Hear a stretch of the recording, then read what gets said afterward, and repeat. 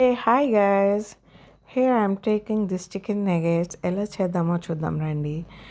ఇది ఇన్స్టెంట్ ఏనండి. ఇది మనకి available Big Basket and Blinkit and ఇన్స్టామార్ట్లో మనకు దొరుకుతుంది. కేఎఫ్సీకి వెళ్ళకోకుండా ఈజీ టు కుక్ అనమాట. జస్ట్ కీప్ ఆయిల్ పెట్టుకున్నాను. ఆయిల్ పెట్టుకొని దాన్ని హీట్ చేసుకోవాలి మనం. హీట్ చేసుకున్నాక let's check here. ITC Master Chef అంట దీని పేరు. Good for you. టేస్ట్ చేశాను, బాగానే ఉంది. మీరు కూడా ట్రై చేయండి. అండ్ వెనకకు చూస్తే అది దాంట్లో ఎంత కిలో క్యాలరీస్, ఎంత ఎనర్జీ, ప్రోటీన్స్ అనేది ఉంది. అండ్ ద కాస్ట్ ఎంఆర్పి వచ్చి 304. ఓకే. అండ్ ఎలా కుక్ చేయాలి ఏంటి అనేది కూడా మనకి వెనక ది రిటర్న్ అనమాట. Each and everything step by step we can see it and we can follow it. చూసేసి తర్వాత యాక్చువల్లీ నేను ఆల్రెడీ ఫస్ట్ టైం వేసేసాను, but I didn't take an video.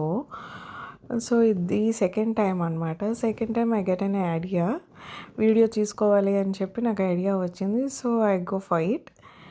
ఇంకా లోపలైతే చూస్తే ఇలా ఉంటుంది అనమాట. చూడండి చికెన్ నగెట్స్ ఎలా ఉంటాయో లోపల.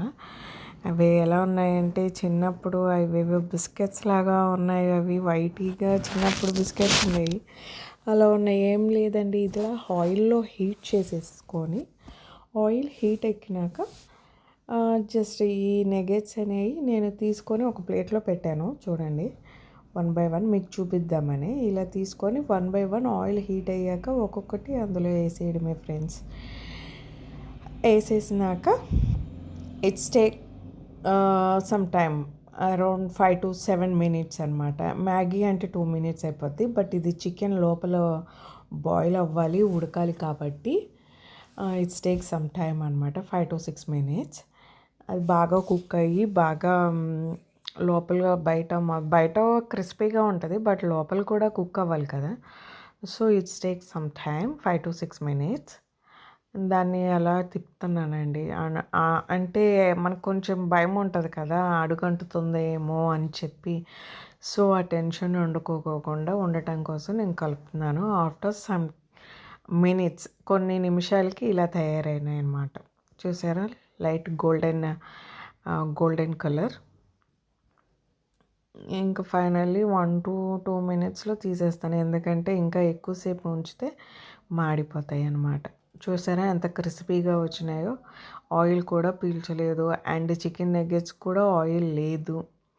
ఓకే, ఒకటి కింద పడిపోయింది, ఏమనుకోకండి. ఇంక మనం అది దేవుడికి ఇచ్చేసినట్టే. Finally here it is, ready అయిపోయింది. అండ్ కొంచెం టేస్ట్ కోసం కారం, సాల్ట్ యాడ్ చేసాం. మరి విజయవాడలో అంటే కారం ఉండాలి కదండి, ఆ మాత్రం యాడ్ చేసాం. అది మిక్స్ అవ్వటానికి అలా చేస్తున్నాను అనమాట బౌల్ని. ఆ తర్వాత ఇంకేముంది, సర్వింగ్ బౌల్లో తీసేసుకోవటం, కిచప్ వేసుకొని. చిల్లీ సాస్తో మా ఇంట్లో వాళ్ళు తింటారు, but I don't like chilli sauce. So నేను కిచప్ వేసేసుకొని, ఆ రోజు నా మూడ్ అలా ఉంది అందుకని కిచప్తో అలా చేశాను అనమాట.